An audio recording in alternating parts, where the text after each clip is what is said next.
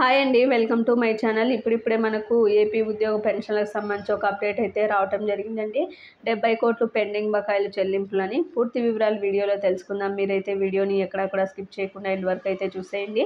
Video నచ్చినట్లయితే తప్పకుండా like చేయండి, షేర్ చేయండి. ముఖ్యంగా ఉద్యోగులకు సంబంధించి ఎటువంటి అప్డేట్స్ కోసమైనా మన ఛానల్ని అయితే సబ్స్క్రైబ్ చేసుకోండి. ప్రతి అప్డేట్ను కూడా తెలియజేయడం జరుగుతుంది.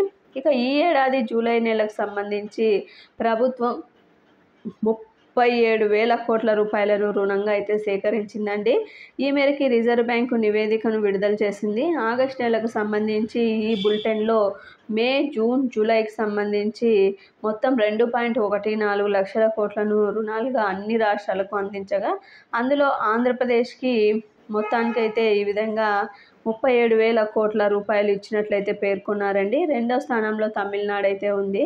ఇక గత ప్రభుత్వ హయాంలో సిపిఎస్ సొసైటీకి చెల్లించకుండా సుమారు 70 కోట్ల రూపాయలు పెండింగ్ ఉన్నాయని, వెంటనే వాటిని వడ్డీతో సహా పెండింగ్ బకాయిలు మొత్తం కూడా ప్రభుత్వం చెల్లించేలా చర్యలు తీసుకోవాలని ఏపీపీటీడీ ఎంప్లాయీస్ యూనియన్ రాష్ట్ర అధ్యక్షుడు పరిశెట్టి దామోదరరావు ప్రభుత్వాన్ని అయితే డిమాండ్ చేశారండి. మొత్తానికి విజయవాడ పండిత్ నెహ్రూ బస్టాండ్లో ఏపీఎస్ఆర్టీసీ క్రెడిట్ కోఆపరేటివ్ సొసైటీకి చెందినటువంటి డెలిగేట్లలో శనివారం జనరల్ బాడీ సమావేశం అయితే నిర్వహించారండి.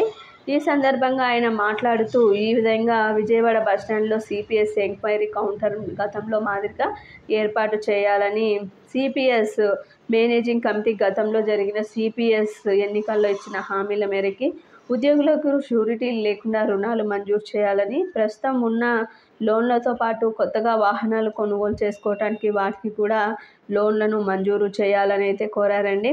అన్ని జిల్లాల హెడ్ క్వార్టర్స్లో కోఆపరేటివ్ డిపార్ట్మెంట్ స్టోర్స్ని ఏర్పాటు చేయాలని అయితే డిమాండ్ చేశారు. మొత్తానికైతే పాలక మండలి ఇవన్నీ కూడా అమలు చేసే విధంగా వారిపై ఒత్తిడి తీసుకురావాలని కూడా నిర్ణయం తీసుకున్నారండి. ఈ సమావేశంలో పలువురు నేతలు కూడా పాల్గొనడం అయితే జరిగింది. ఇది ఇప్పటి వరకు ఉన్నటువంటి లేటెస్ట్ అప్డేట్. మీకు వీడియో నచ్చినట్లయితే తప్పకుండా లైక్ చేయండి, షేర్ చేయండి. Thank you for watching.